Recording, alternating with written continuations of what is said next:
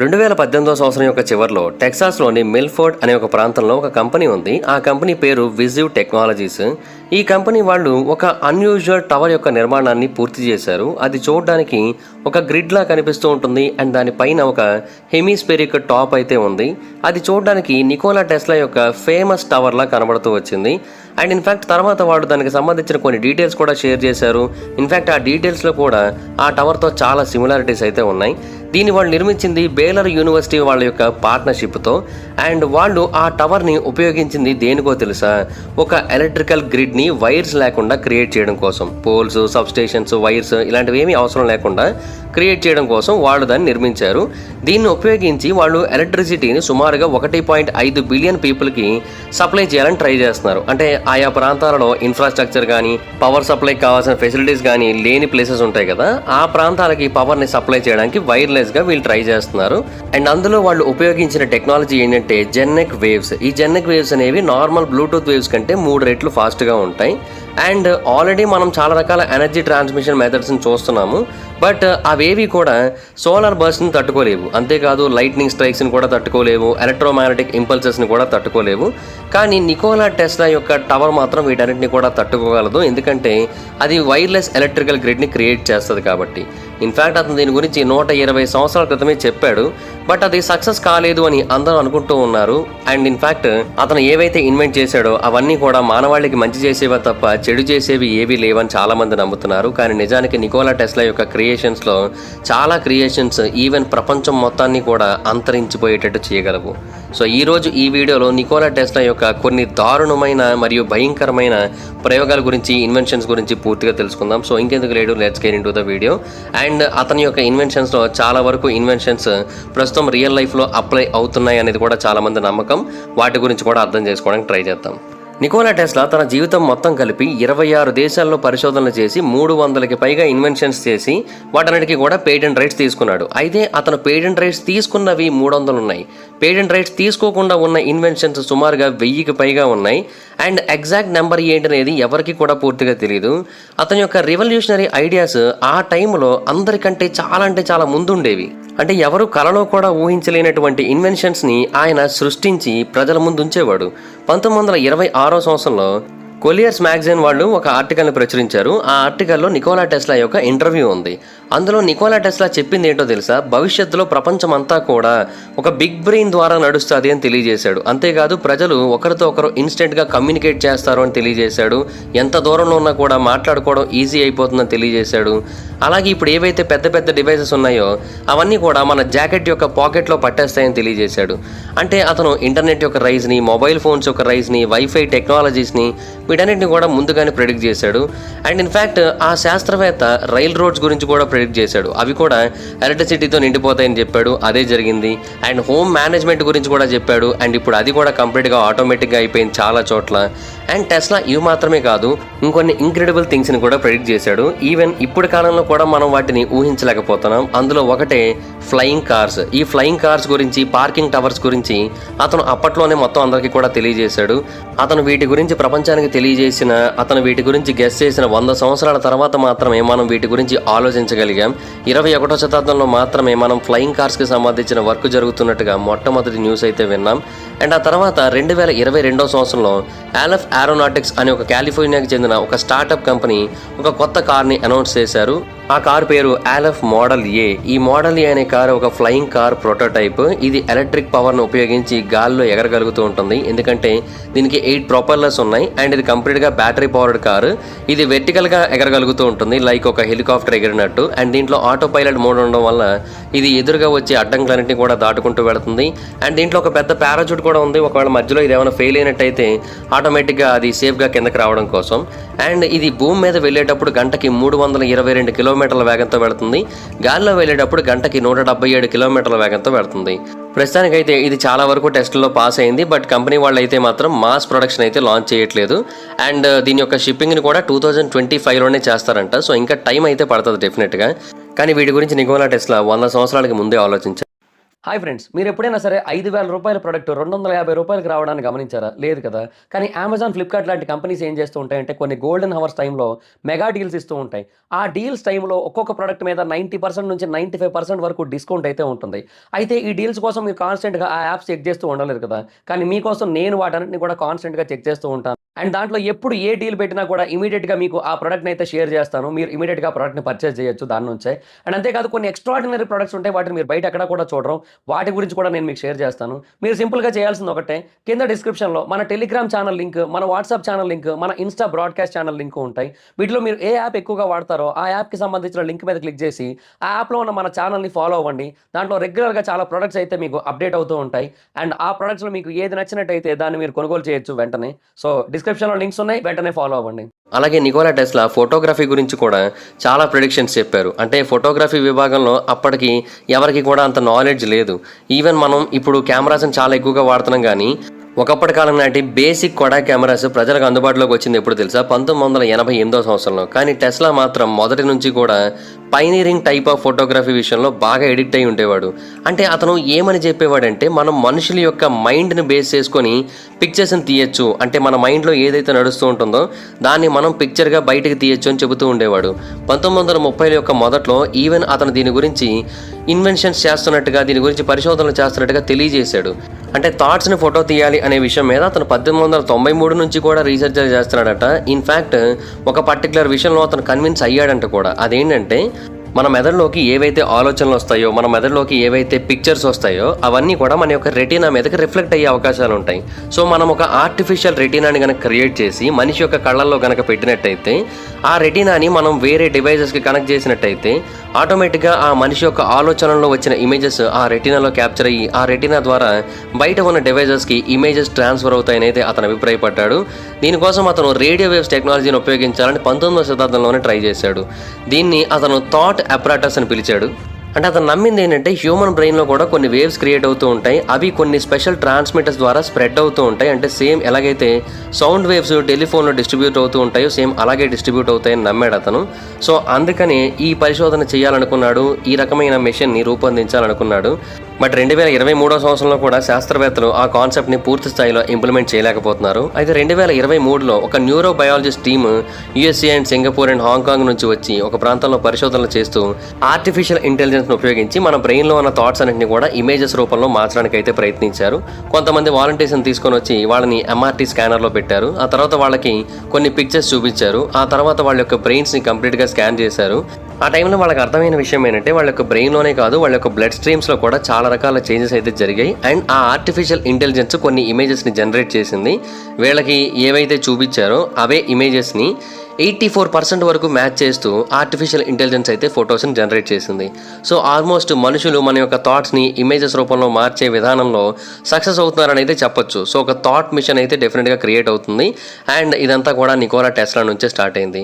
And Nicola Tesla యొక్క ఆలోచనలు ఇలాగ ఎంతో అద్భుతంగా ఉంటాయి. కానీ అతని యొక్క అన్ని ఆలోచనలు కూడా ఇంతే ఫెంటాస్టిక్గా మనుషులకి ఏమాత్రం హాని చేయకుండా ఉండవు అనే మాట లేదు. ఎందుకంటే కొన్ని పరిశోధనలు చాలా అంటే చాలా రిస్కీగా ఉంటాయి. ఈవెన్ వాటిని ఇప్పటికి కూడా ఇంప్లిమెంట్ చేయడానికి చాలామంది శాస్త్రవేత్తలు భయపడుతూ ఉంటారు. ఫర్ ఎగ్జాంపుల్ 1889లో అతను high frequency and high voltage electric currents మీద స్టడీ చేయడం మొదలుపెట్టాడు. అండ్ ఆ టైంలో టెస్లా కనిపెట్టిన విషయం ఏంటి అంటే ఒకవేళ ఆ ఎలక్ట్రిక్ కరెంట్స్ యొక్క ఫ్రీక్వెన్సీని కనుక 700 హెర్ట్జ్ కంటే కొంచెం ఎక్కువ కనుక పెట్టినట్టయితే ఆ ఎలక్ట్రిసిటీ మన బాడీ మొత్తంగా ఫ్లో అవుతుంది. అది కూడా మన బాడీ యొక్క సర్ఫేస్ మీద ఫ్లో అవుతుంది. అది కూడా మన యొక్క టిష్యూస్కి ఎలాంటి హాము చేయకుండా, మనకి ఎలాంటి ప్రాబ్లము లేకుండా ఆ ఎలక్ట్రిసిటీ మన చుట్టూ పాస్ అవుతూ ఉంటుంది. అంటే బేసిక్గా నికోలా టెస్లా ఏమని నమ్మారంటే ఇది ఒక అన్యూజువల్ డిస్ఇన్ఫెక్షన్ మెథడ్ అని నమ్మారు. అంటే ఈ కరెంట్ ఎఫెక్ట్ కారణంగా మన స్కిన్ ఇంకా బ్రైట్గా మారుతుంది.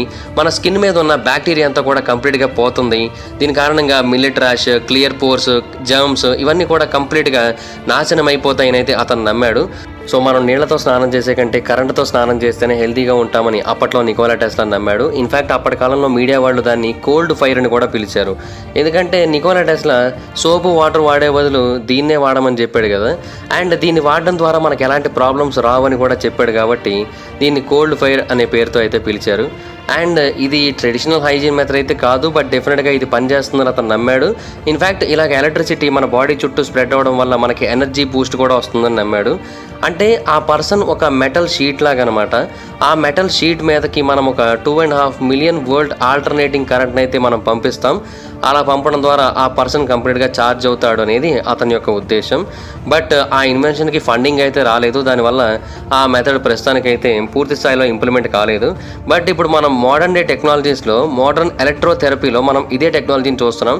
బట్ కేవలం మెడికల్ ఫీల్డ్లో మాత్రమే చూస్తున్నాం, అది కూడా కొన్ని చోట్లే, అన్ని చోట్ల కాదు. అలాగే అతని యొక్క మరికొన్ని క్రియేషన్స్ ఉన్నాయి, అవైతే ఏకంగా యుద్ధాలనే తీసుకురాగలవు. అంటే అతని యొక్క ఉద్దేశం మాత్రం పీస్ఫుల్ పర్పసే, కానీ వాటిని వేరే వాళ్ళు మాత్రం యుద్ధాలకు వాడే అవకాశాలు ఉన్నాయి, ప్రపంచం మొత్తాన్ని నాశనం చేయడానికి వాడే అవకాశాలు ఉన్నాయి. 1898 సంవత్సరంలో మ్యాడిసన్ స్క్వేర్ గార్డెన్లో ఒక ఎలక్ట్రికల్ ఎగ్జిబిషన్ జరిగింది. ఆ టైంలో నికోలా టెస్లా ఆ ప్రాంతానికి వచ్చి ఒక రిమోట్ కంట్రోల్ సబ్మెరైన్ని ప్రజలందరికీ కూడా చూపించాడు. అది ఒక చిన్న సబ్మెరైన్ అతను క్రియేట్ చేసింది. కేవలం 1.2 మీటర్ల పొడవు ఉంటుంది అండ్ 1 మీటర్ ఎత్తు అయితే ఉంటుంది. దానికి చిన్న చిన్న యాంటెన్నాస్ అయితే ఉంటాయి. దీన్ని ఒక చిన్న పూల్ లాంటి దాంట్లో పెట్టి రిమోట్ ద్వారా దాన్ని ఈ చివరి నుంచి ఆ చివరికి నడిపించాడు. అది బ్యాటరీ రేడియో మాడ్యూల్స్ని కలిగి ఉంటుంది, ఎలక్ట్రిక్ మోటార్స్ని కలిగి ఉంటుంది. ఇక్కడ మన చేతిలో ఉండే రిమోట్ ద్వారా దాన్ని మనం కంట్రోల్ చేయొచ్చు. అతను ఈ కాన్సెప్ట్కి పెట్టిన పేరు టెలి ఆటోమేటిక్స్. బేసిక్గా ఆ టైంలో చాలామంది దీన్ని చూసి చాలా ఇంప్రెస్ అయ్యారు. ఎందుకంటే రిమోట్ కంట్రోల్తో మనం ఒక సబ్మెరైన్ని ముందుకు నడిపించవచ్చు అంటే చాలా పెద్ద విషయం కదా. ఆ తర్వాత నికోలా టెస్లా ఒక ఇంటర్వ్యూలో ఏమని తెలియజేశారంటే, ఆ సబ్మెరైన్స్ గనక మనం టార్పిడోస్ గనక పెట్టి నీటి లోపల లాంచ్ చేసినట్టయితే అది చాలా అంటే చాలా సేఫ్గా ఉంటుంది. ఎందుకంటే దాంట్లో మనుషులు ఎవరు ఉండరు, మొత్తం ఆటోమేటికే కాబట్టి ఎనిమీస్ యొక్క షిప్స్ మీద మనం వెళ్ళి అటాక్ చేయొచ్చు అండ్ చాలా సేఫ్గా మనం దాన్ని వెనక్కి తెచ్చేయచ్చు. ప్రాణ నష్టం ఏమీ జరగదు అండ్ మనం చేయాలనుకున్న పని అంతా కూడా జరుగుతూ ఉంటుంది. యుద్ధంలో మనకి క్రిటికల్ అడ్వాంటేజ్ అయితే వస్తుందని తెలియజేశాడు. బట్ మిలిటరీ వాళ్ళు ఏమని చెప్పారంటే, అలాంటి ఒక వెజల్ని కంట్రోల్ చేయడం చాలా కష్టం, దానికి డెఫినెట్గా చాలా యాక్షన్స్ కావాలి. సో యుద్ధంలో దీన్ని పర్ఫామ్ చేయడం కష్టం కాబట్టి దీన్ని వేస్ట్ అని పక్కన పెట్టేశారు. కానీ ఇప్పటి కాలంలో వాళ్ళు అదే చేస్తున్నారు. నీటి లోపల కొన్ని డ్రోన్స్ ఉపయోగిస్తున్నారు. మే 2023న నాటికస్ రోబోటిక్స్ అనే ఒక కంపెనీ వాళ్ళు కొన్ని రోబోట్స్ని క్రియేట్ చేశారు. బేసిక్గా అవి చాలా అంటే చాలా పెద్ద రోబోట్స్ అవి. వాటి యొక్క క్యాపబిలిటీస్ కూడా చాలా ఎక్కువ. దానికి వాళ్ళు పెట్టిన పేరు డిఫెండర్. ఈ డిఫెండర్ ఒక రెవల్యూషనరీ అండర్ వాటర్ డ్రోన్. దీని యొక్క ప్రైమరీ ఫీచర్ ఏంటంటే, దీని యొక్క సాఫ్ట్వేర్ టూల్ కిట్ దీన్ని నీటి లోపల చాలా అంటే చాలా ప్రాపర్గా సపోర్ట్ చేస్తుంది. దాంట్లో ఉన్న ఆర్టిఫిషియల్ ఇంటెలిజెన్స్ కారణంగా అది ఎక్కడికి వెళుతోంది, ఏం చేస్తోంది, ఇవన్నీ కూడా మనము తెలుసుకోవచ్చు. అది ఎక్స్ప్లోజివ్స్ ఏవైనా సరే మన వైపు వస్తున్నట్టయితే వాటిని ట్రాక్ చేసి వాటిని న్యూట్రలైజ్ చేయగలదు, అంటే వాటిని ఆపేయగలదు. సో అండర్ వాటర్ డ్రోన్స్ని మనం ఇప్పుడు చాలా అద్భుతంగా వాడుతున్నాం. అండ్ ఫర్దర్గా ఇలాంటి డ్రోన్స్ని వేరే వాళ్ళ మీదకి యుద్ధం చేయడానికి పంపే అవకాశాలు కూడా ఉన్నాయి కదా, సో అలా కూడా వాడచ్చు. సో టెస్లా ఏదైతే ఇన్వెన్షన్ కోసం చెప్పాడో దాన్ని ఇప్పుడు కొంతవరకు వాడుతున్నారు, ఇంకా పూర్తి స్థాయిలో వాడట్లేదు. అలాగే ఎలక్ట్రిసిటీ డ్రివెన్ జెప్లైన్స్ గురించి కూడా చెప్పాడు. ఇది కూడా టెస్లా యొక్క రెవల్యూషనరీ ఇన్వెన్షన్స్తో ఒకటి. అతను చెప్పింది ఏంటంటే, మనం ఒక ప్యాసింజర్ని న్యూయార్క్ నుంచి లండన్ వరకు కేవలం 3 గంటల్లోనే తీసుకొని వెళ్ళొచ్చు అని తెలియజేశాడు. అది కూడా భూమి నుంచి 13 కిలోమీటర్ల ఎత్తులో అని తెలియజేశాడు. దీనికోసం కొన్ని ప్రత్యేకమైన మెషిన్స్ని క్రియేట్ చేయాలి అండ్ ఈ మెషిన్స్కి ప్రత్యేకంగా మనం ఎనర్జీ ఇవ్వాల్సిన అవసరం లేదు. ఇది ఎనర్జీని అట్మాస్ఫియర్ నుంచే తీసుకుంటుంది అండ్ మధ్యలో ల్యాండ్ అవ్వాల్సిన అవసరం లేదు, రీఫ్యూలింగ్ చేయాల్సిన అవసరం లేదు అండ్ చాలా అంటే చాలా వేగంగా కూడా ప్రయాణించగలుగుతాయి. అండ్ అన్క్రూడ్ కేవలం ప్యాసింజర్స్ మాత్రమే ఉంటారు. నచ్చిన చోట ల్యాండ్ అవుతుంది, నచ్చిన చోట ఎగురుతుంది. ఇది చాలా ఎక్స్ట్రాడినరీగా ఉంటుందని అతను అభిప్రాయపడ్డాడు. బట్ దీని గురించి ఏ ఒక్క కంపెనీ కూడా ఎంకరేజ్ చేయలేదు, ఎవరు కూడా లోన్ ఇవ్వడానికి అంగీకరించలేదు. సో దానివల్ల ఈ ఐడియా కూడా అలాగే ఫెయిల్ అయిపోయింది. బట్ 100 సంవత్సరాల తర్వాత మనం అందరం కూడా ఆకాశాన్ని కాంకరర్ చేసాం. అంటే చాలా భారీ స్థాయిలో యుద్ధ విమానాలను క్రియేట్ చేస్తున్నాం, డ్రోన్స్ని క్రియేట్ చేస్తున్నాం. వీటన్నిటిని ఉపయోగించి మనం చాలా వేగంగా ఒక ప్రాంతం నుంచి ఇంకొక ప్రాంతానికి వెళ్ళగలుగుతున్నాం. అంతేందుకు డ్రోన్స్ని కూడా ఆర్మ్స్ ఇండస్ట్రీలోకి ఎర్లీ 2012లో తీసుకొని వచ్చారు. ఆ టైంలో కొన్ని చిన్న చిన్న డ్రోన్స్ని క్రియేట్ చేశారు. ఆ డ్రోన్స్ పేరు బ్లాక్ హార్నెట్ నానో డ్రోన్. వీటిని మాస్ ప్రొడక్షన్ చేశారు ఆ టైంలో. బేసిక్గా ఇది చాలా అంటే చాలా చిన్నగా ఉంటుంది. ఇది ప్రపంచంలోని అత్యంత చిన్న అన్మాన్డ్ వెహికల్. ఎందుకో తెలుసా, ఇది కేవలం 16 సెంటీమీటర్ల పొడవు ఉంటుంది, 18 గ్రాముల బరువు ఉంటుంది అంతే. అండ్ చాలా అంటే చాలా సైలెంట్గా ఉంటుంది. సో దానివల్ల ఏంటంటే ఎవరు కూడా దీన్ని అసలు ఏమాత్రం గుర్తించలేరు. అండ్ దీనికి ఉన్న కెమెరాస్ కారణంగా ఇది ఎదురుగా ఏముందో మనకి చాలా క్లియర్గా చూపిస్తూ ఉంటుంది. అండ్ దీని యొక్క రేంజ్ కూడా 2 కిలోమీటర్స్ వరకు ఉంటుంది. కాబట్టి యుద్ధం జరుగుతున్నప్పుడు మనం ఒకవైపు ఉన్నప్పటికీ కూడా అవతల వైపు ఏం జరుగుతుందో మనం వీటి ద్వారా తెలుసుకోవచ్చు. ప్రస్తుతానికైతే వీటిని సర్వైవలెన్స్ ఆపరేషన్స్ కోసమే వాడుతున్నారు, కానీ ఫర్దర్గా వీటిని ఎక్స్ప్లోజివ్స్గా కూడా వాడే అవకాశాలు అయితే ఉన్నాయి. ఈవెన్ నికోలా టెస్లా కూడా డిఫెన్స్ ఇండస్ట్రీ సెక్టార్లో 1917 సంవత్సరంలో పనిచేశాడు. అండ్ ఆ టైంలో శాస్త్రవేత్తలు కొంతమంది సబ్మెరైన్ ట్రాకింగ్ కోసం ఆలోచిస్తూ ఉంటే సబ్మెరైన్స్ని మనం ఈజీగా ట్రాక్ చేయొచ్చు, వాటి యొక్క లొకేషన్ని మనం ఎలక్ట్రోమాగ్నెటిక్ వేవ్స్ ద్వారా క్యాప్చర్ చేయొచ్చు అని తెలియజేశాడు. అండ్ ఎవరు కూడా ఆ టైంలో అతని ఐడియాని సీరియస్గా తీసుకోలేదు. బట్ ఆ తర్వాత 1930 నాటికి వచ్చేసరికి రాడార్ టెక్నాలజీ అనేది మెల్లిమెల్లిగా ఇంప్రూవ్ అవడం స్టార్ట్ అయింది. ఈ సిస్టమ్స్ని ఉపయోగించి మనం గ్రౌండ్ వాటర్, అండర్ వాటర్, ఎయిర్లో ఉన్న ఆబ్జెక్ట్స్ వీటన్నిటిని కూడా మనం ట్రాక్ చేయగలుగుతున్నాం. ఆ వస్తున్న వెహికల్ యొక్క ప్రాక్సిమిటీని, స్పీడ్ని వీటన్నిటిని కూడా చెక్ చేయగలుగుతున్నాం. సో అలాగా టెస్లా యొక్క ఎన్నో ఇన్వెన్షన్స్ అలాగే పేపర్ మీద మాత్రమే మిగిలిపోయి అతని జీవితకాలంలో. బట్ ఆ తర్వాత మాత్రం అవన్నీ కూడా ఇంప్లిమెంటేషన్లోకి వస్తున్నాయి అండ్ వాటిలో ఎన్నో మనుషులకి ఎంతో ఉపయోగకరంగా కూడా మారుతున్నాయి. అయితే అతని యొక్క ఇన్వెన్షన్స్లో కొన్ని చాలా అంటే చాలా ప్రమాదకరమైన ఆయుధాలు. ఇన్ఫ్యాక్ట్ అతని యొక్క ఇన్వెన్షన్ చుట్టూ ఎన్నో మిత్స్, ఎన్నో మిస్టరీస్ కూడా ఇన్వాల్వ్ అయ్యి ఉన్నాయి. అందులో ఒకటే అత్యంత ఇంపార్టెంట్ డిజాస్టర్. ఇన్ఫ్యాక్ట్ శాస్త్రవేత్తలకి ఇప్పటికీ కూడా దీనికి ఒక ప్రాపర్ ఎక్స్ప్లెనేషన్ దొరకలేదు. అది జూన్ 30, 1908 సంవత్సరంలో జరిగింది. సైబీరియా ఎడారిలోని టంగుస్కా అనే ఒక ప్రాంతంలో ఉన్న ఒక రిమోట్ ఏరియాలో ఒక భారీ ఎక్స్ప్లోజన్ ఏర్పడింది. ఆ టైంలో ఏదైతే పవర్ జనరేట్ అయిందో అది 20 మెగాటన్నుల TNTతో సమానమైన పవర్ అన్నమాట. ఆ టైంలో దాన్ని దూరం నుంచి విట్నెస్ చేసిన వాళ్ళందరూ కూడా ఏమని తెలియజేశారంటే ఆ రోజు ఆకాశంలోకి 2 సూర్యుళ్ళు వచ్చారా అన్నట్టుగా అనిపించింది. ఆకాశం అంతా కూడా చాలా అంటే చాలా తెల్లగా కనబడింది. ఏదో ఒకటి చాలా భయంకరమైన వేగంతో భూమి మీదకి దూసుకొస్తున్నట్టుగా అనిపించింది. అండ్ భూమికి 17 కిలోమీటర్ల ఎత్తులో అది బ్లాస్ట్ అయిందని తెలియజేశారు. ఆ బ్లాస్ట్ వేవ్స్ భూమి మొత్తాన్ని కూడా ఎఫెక్ట్ చేశాయి. చాలా చోట్ల భూకంపాలు వచ్చాయి. ఇది మనకి మెట్రలాజికల్ అబ్జర్వేటరీస్లో చాలా క్లియర్గా కనబడింది. అది కూడా ఏదో ఒక ప్రాంతంలో కాదు, భూమి మీద ఉన్న అన్ని ప్రాంతాల్లోని కూడా కనబడ్డాయి. అండ్ 100 మీటర్ల ఎత్తు వరకు మంటలు ఎగిసిపడ్డాయి. 2000 కిలోమీటర్ల ప్రాంతంలో ఉన్న టంగుస్కా ఎడారి మొత్తం కంప్లీట్గా కాలి బూడిదైపోయింది. 80 మిలియన్ ట్రీస్ కంప్లీట్గా కాలి బూడిదైపోయాయి.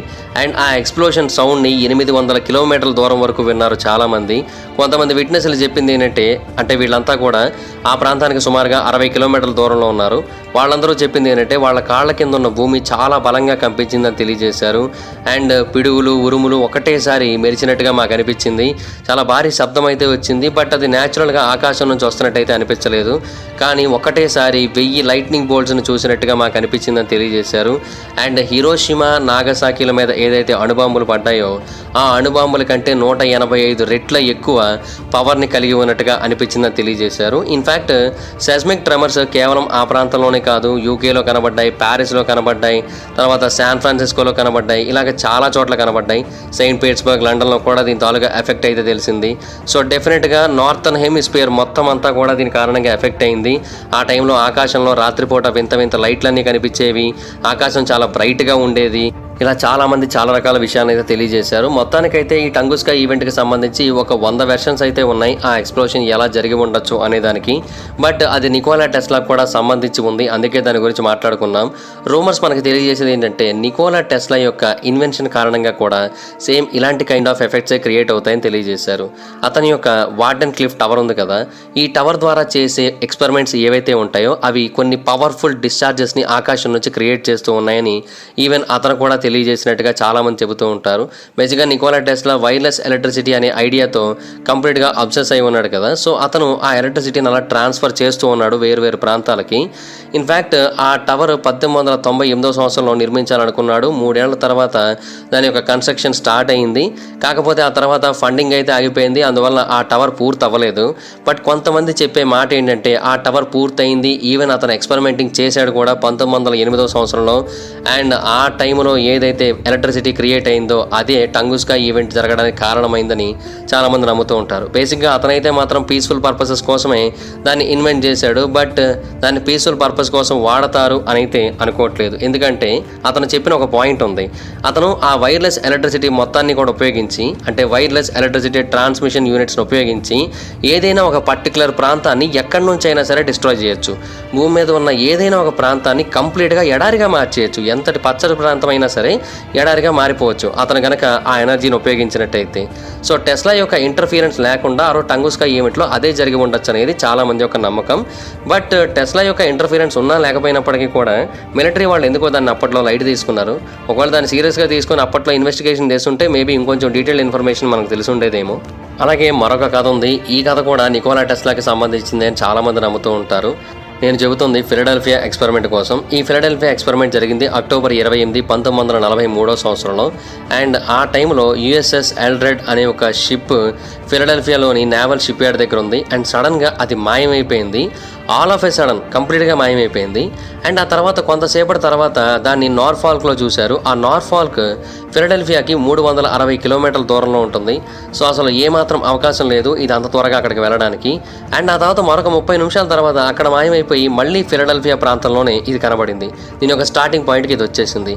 ఈ మధ్య గ్యాప్లో ఇది కంప్లీట్గా ఇన్విజిబుల్గా కళ్ళకి మారిపోయింది. అలాగే మిలిటరీ డిటెక్షన్ సిస్టమ్స్కి కూడా కంప్లీట్గా కనిపించడం మానేసింది. అండ్ ఈ అన్ఎక్స్పెక్టెడ్ టెలిపోర్టేషన్ కారణంగా దాంట్లో ఉన్న 160 మంది క్రూ మెంబర్స్ కూడా చనిపోయారు. ఒక 27 మంది సైలర్స్ ఉన్నారు. వాళ్ళందరూ కూడా ఏమయ్యారంటే ఆ షిప్ నీటి లోపల మునిగిపోయినట్టుగా వాళ్ళందరూ కూడా విపరీతంగా నీళ్లు తాగేసి చనిపోయినట్టుగా చనిపోవడం జరిగింది. అండ్ ఇంకొంతమంది అయితే ఏకంగా ఆ షిప్ యొక్క పార్ట్స్ లోపలికి ఇరుక్కుపోయి కనిపించారు.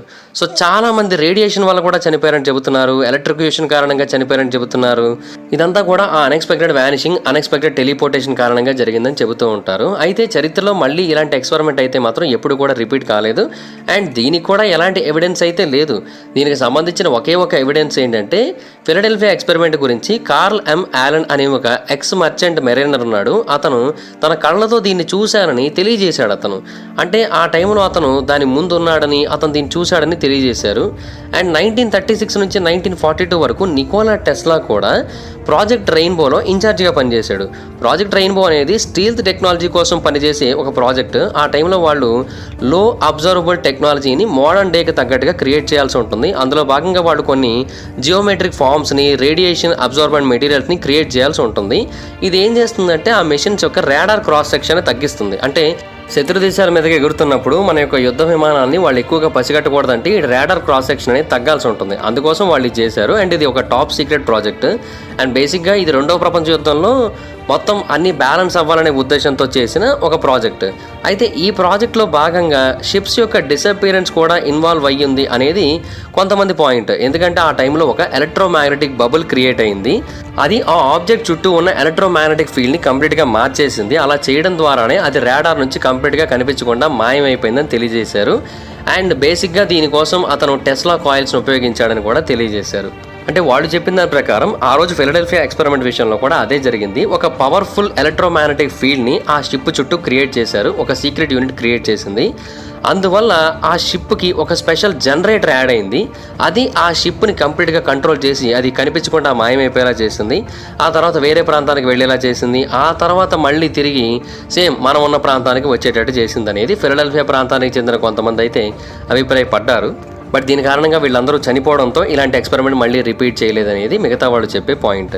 అయితే ఇదంతా కూడా నికోలా టెస్లా కాలంలో జరగలేదు కదా. నికోలా టెస్లా అప్పటికి చనిపోయాడు. నికోలా టెస్లా బ్రతికున్నప్పుడు ఈ ప్రాజెక్ట్ని ఎవరు కూడా పెద్దగా పట్టించుకోలేదు. అతను చనిపోయిన తర్వాత ఈ ఎక్స్పెరిమెంట్ని చేశారు. అది కూడా అతను పక్కన లేకుండా. అందుకనే ఈ ఫిలడెల్ఫియా ఎక్స్పెరిమెంట్ ఇంతలా వికటించింది అనేది మరికొంతమంది చెప్పే పాయింట్. ఇవే కాదు, నికోలా టెస్లా ఇంకొన్ని ప్రమాదకరమైన వెపన్స్ని కూడా క్రియేట్ చేశాడు. బేసిక్గా అతను మొత్తంగా 1000కి పైగా ఇన్వెన్షన్ చేశాడు కదా. వాటిలో అన్నీ కూడా మానవాళికి ఉపయోగపడేవి, పీస్ఫుల్ పర్పసెస్ కోసం చేసినవే కాదు. కొన్ని అయితే చాలా అంటే చాలా ప్రమాదకరమైనవి. అవి ఎవరి దగ్గర ఉంటే ఆ దేశం యొక్క మిలిటరీ కెపాసిటీ 1000 రెట్లు పెరుగుతుందన్నమాట. అంటే అంత బలం చేకూరుతుంది వాళ్ళకి. అవి ఎందుకు అంత ప్రమాదకరమైనవి అంటే అతను చేసిన ఎక్స్పెరిమెంట్స్ అన్నీ కూడా ఎలక్ట్రిసిటీతోనే చేశాడు. కొన్నిసార్లు వాటి గురించి పరిశోధన చేస్తున్న టైంలో అతను కూడా చనిపోయాడు. 1893 సంవత్సరంలో టెస్లా తన యొక్క ఎలక్ట్రో మెకానికల్ ఆసిలేటర్ని పేటెంట్ చేశాడు. ఇది ఒక చిన్న డివైస్. దీని యొక్క వెయిట్ చాలా తక్కువ, 1 kg బరువు మాత్రమే ఉంటుంది. కానీ ఇది ఎంత ప్రమాదకరమైన డివైస్ తెలుసా? దీన్ని ఒక ఫ్రీక్వెన్సీలో గనక మనం సెట్ చేసినట్టయితే దాని నుంచి క్రియేట్ అయ్యే స్లైటెస్ట్ వైబ్రేషన్ కూడా మ్యాసివ్ రెసోనెన్స్ని క్రియేట్ చేసి దాని చుట్టూ ఉన్న ఆబ్జెక్ట్స్ అన్నింటినీ కూడా కంప్లీట్గా షేక్ చేసి నాశనం చేసేయగలదు.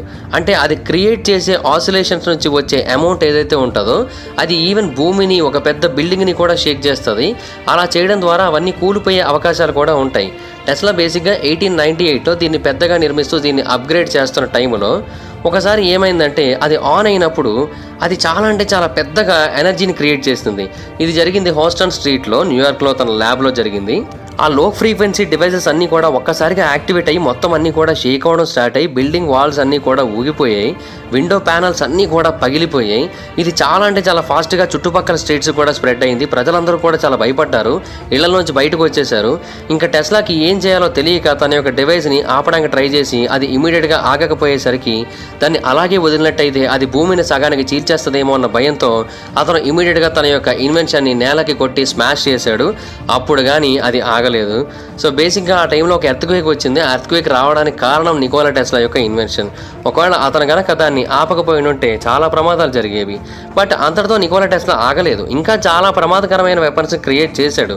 అంటే ఇంత భారీ స్థాయిలో కాకుండా ఆర్టిఫిషియల్ ఎర్త్క్వేక్స్ని మనం కావాలనుకున్న చోట క్రియేట్ చేసేటట్టుగా, ఆర్టిఫిషియల్ సునామీస్ని క్రియేట్ చేసేటట్టుగా అతను చాలా పరిశోధనలు చేశాడు.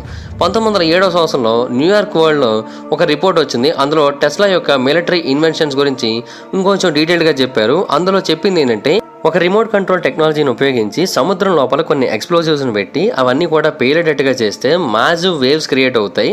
దానివల్ల శత్రువుల యొక్క ఫ్లీట్స్, అంటే ఏవైతే షిప్స్ ఉంటాయో యుద్ధ నౌకలు, అవన్నీ కూడా నాశనం అయిపోయే అవకాశాలు ఉంటాయి. అండ్ ఆ వార్ షిప్స్ అనేవి కంప్లీట్గా డిస్ట్రాయ్ అయిపోతాయి. సో యూజ్లెస్ కదా అప్పుడు. సో అప్పుడు వీళ్ళు యుద్ధం గెలిచేసే అవకాశాలు చాలా ఎక్కువ ఉంటాయి. ఇలాంటివన్నీ చాలానే చేశాడు ఆయన. అండ్ ఇంకొకటి వెదర్ కంట్రోల్ విషయంలో కూడా అతను పరిశోధనలు చేశాడు.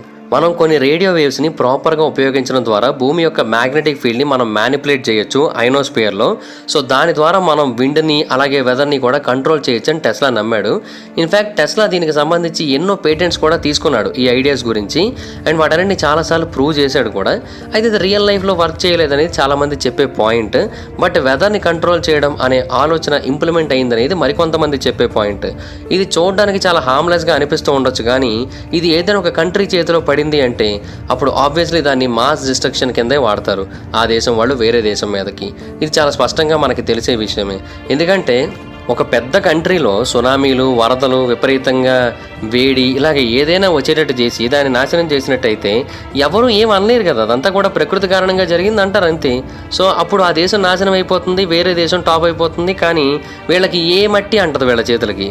అది కదా పాయింట్ ఇక్కడ. సో అందుకని 1977 సంవత్సరంలో యుఎన్ కన్వెన్షన్లో వెదర్ కంట్రోల్కి సంబంధించిన పరిశోధనలు చేయడాన్ని బ్యాన్ చేశారు. అంటే ఇంకా మనం అర్థం చేసుకోవచ్చు అది ఎంత భారీ స్థాయిలో ప్రాజెక్ట్ అనేది. అయితే ఇంత చెప్పినప్పటికీ కూడా హార్ప్ అని ఒక ప్రాజెక్ట్ ఉంది, అంటే high frequency active auroral research program. ఈ program climate control weapon program అని చాలా మంది నమ్ముతుంటారు. ఇది ఒక అమెరికన్ రీసెర్చ్ ప్రాజెక్టు. దీన్ని అలాస్కాలోని స్ప్రింగ్లో 1997లో స్టార్ట్ చేశారు. వాళ్ళు చెప్పేదైతే మాత్రం దీన్ని డిజైన్ చేసింది పోలార్ లైట్స్ని స్టడీ చేయడానికి అండ్ ఐనోస్పియర్ మన యొక్క పవర్ఫుల్ ఎలక్ట్రోమాగ్నెటిక్ ఫీల్డ్తో ఎలా రియాక్ట్ అవుతుంది అనేది తెలుసుకోవడం కోసం దీన్ని స్టార్ట్ చేశామని తెలియజేశారు. బట్ ఈ ప్రాజెక్ట్కి వచ్చిన రెప్యుటేషన్ ఏంటంటే ఇది వెదర్ని కంట్రోల్ చేస్తోంది, న్యాచురల్ డిజాస్టర్స్ని కంట్రోల్ చేస్తోంది, కొన్ని చోట్ల కావాలని వచ్చేలా చేస్తోంది, ఇలాగా చాలామంది అభిప్రాయపడ్డారు.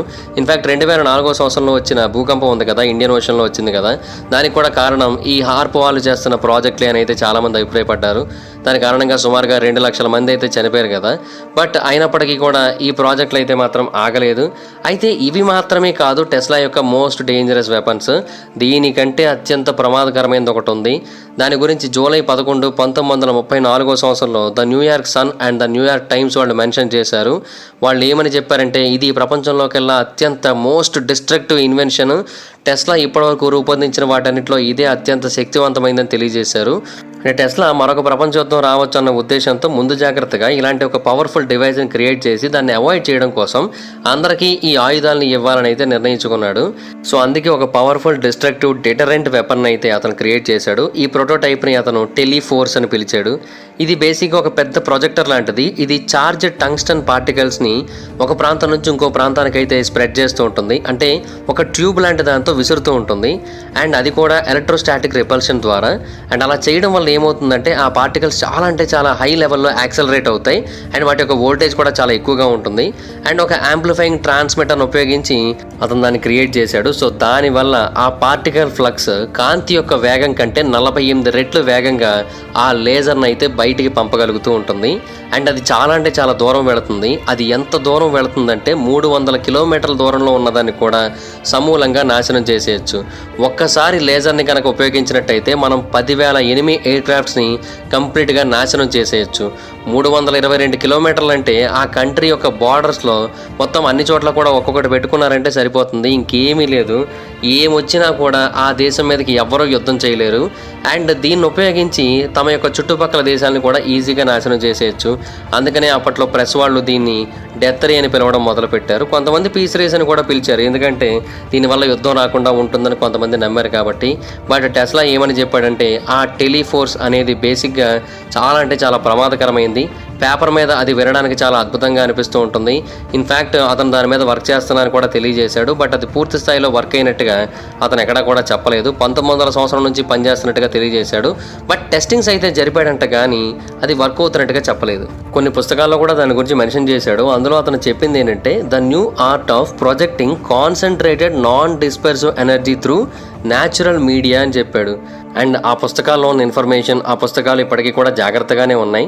సెర్బియాలోని నికోలా టెస్లా మ్యూజియంలో ఉన్నాయి. ఇది బెల్గ్రేడ్లో ఉంది. అక్కడ ఆ మ్యూజియంలో ఆ డాక్యుమెంట్ని కేవలం కొంతమంది మాత్రమే యాక్సెస్ చేయగలరు, ఎవరు కూడా యాక్సెస్ చేయలేరు అంత ఈజీగా.